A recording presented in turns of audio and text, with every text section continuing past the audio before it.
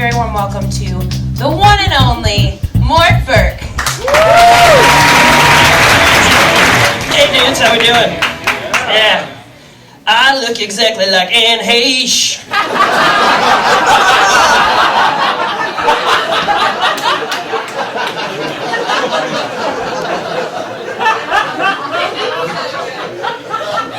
Yeah, I like it a lot. I like it because it's funny initially, and then there's about 4 seconds of different levels of realization of how much I motherfucking look like Anne Heche. You know what I mean? Like it continues to ride for a while.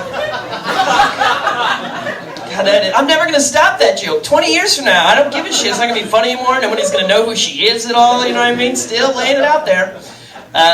Charlie was talking about the homeless. I also find myself, I think I'm relatively pretty tolerant, but I don't like it when they lay like a sweet diss on you too while they're asking you for change. Because for me, always they go, "Hey, big guy."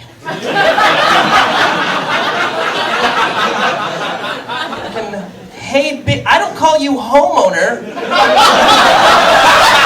sir or madam. I can't tell.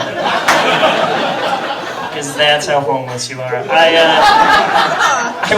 work at Urban Outfitters up the street. Have you guys been there? Yeah. It's so urban. So God, no, it's not at all. Let's just fucking be careful. You might get graffitied if you go in there.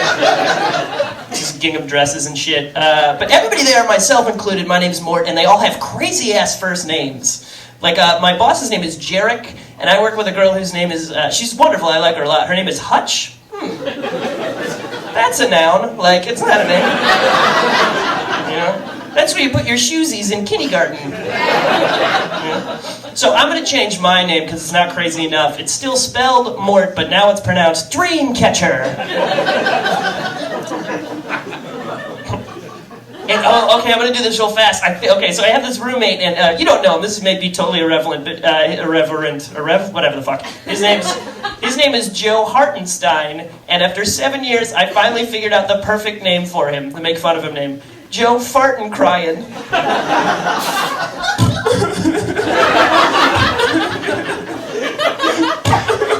Joey, does it hurt you? Oh, and then my other roommate, we're on the way here, and we decided if you ever see someone who's sleeping like this, wake them up because they're definitely having night terrors. Yeah? So I'm working at Urban Outfitters in the fitting rooms, and these two beautiful Japanese girls come up, and they're like, can we use your fitting rooms? And I'm like, no, that's against company policy. You're not allowed to use the same fitting room. That's, of course, wouldn't be fair at all, and whatever. And I let them in there. Of course, you let them share a dressing room. Because I quickly did the math and realized that it's worth losing my job if one of them is like, I like your bra, or something sexy, you know? So I'm waiting for it, whatever, and I'm like, what, their shoes are coming off. I'm like, it's trying not to be creepy, but like, it's getting super sexy in room 2 or whatever. And then their shorts come off, but I can only see, the bottom half of their legs. And then somebody calls me on my phone, and this is my current ringtone.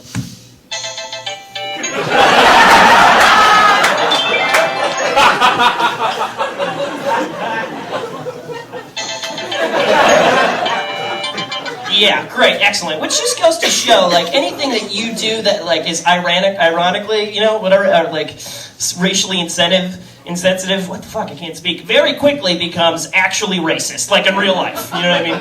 If you're not careful. So, lesson learned, that's fine. What else did I want to talk about? Oh yeah, so I'm hanging out in a bookstore with my friend Wayne, who I'm going to talk about a little bit because he's awesome. This starts a little sad, but it gets funny. Wayne has HIV. So, but he's super cash about it. Like, we joke about it, which is awesome. If you can get a friend with HIV, do it, because then you can joke about it. It's amazing. Like, I'm late to meet him up at Pick Me Up Cafe, and he's like, I'm not 5 minutes late, I'm like, hey man, I'm sorry I'm late, and he goes, yeah, it's cool. It's not like I'm dying of AIDS or anything. That shit is awesome. That is tremendous. So he comes over, and I'm eating SpaghettiOs, and he's like, Chef Boy, are you poor? And I'm like, yeah, that's real good, dude. Chef Boy, did you crash your Audi because you're addicted to crystal methamphetamines? And he's like, yeah. Chef Boy, are you a recovering alcoholic? I'm like, all right. Chef Boy, are your T cells rapidly depleting? Youch! Yeah, it gets darker, folks. It gets darker. So, let's see. I had to stop drinking a little while ago. I had to stop drinking. And I know I look like I'm 14, but I'm not. And here are my 2 things that I did while I was drinking that have made me quit. Punched a hole into the wall right next to my ex-girlfriend's head one time with these fucking tiny Prince Valiant wrists. Yeah. So don't talk around me, ladies, because I'll lose it. And I also threw up so hard that I one time sprained my groin.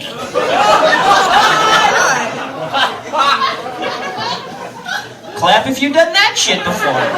Anyone? No, so I went to my doctor, whose name was Dr. Porn Tip. Her name was Dr. Porn Tip. Was her actual name, which was weird, and I'm not going to say why specifically, but... Anyway, so Dr. Porn Tip is like, she's like, were you drinking too much? And I was like, yeah, I'd had too much to drink. And she's like, oh, when I go to a party, I just have a Sprite. It's like, yeah, we're very different people. Dr. Porn Tip. You have a doctor's office. I can't graduate community college, and 9 years from now, I'll be masturbating in the middle of the night 3 feet away from my sleeping roommate. That's how we're That's how we're different. Did you guys know Klonopin? Do you know that pill? Yeah, fuck yeah! Sister morphine, I know it! You've got to be in a grunge band if you like Klonopin. Anyway, so I was addicted to Klonopin for a while. What's the problem? I didn't have a prescription, but I was able to get a bunch. It was bad news. Klonopin is amazing at first. It feels like you're in a warm bath. But then it's not you in the bath anymore, you know? It's now Nick Nolte from his mugshot. And he's got 2 grocery bags filled with blood.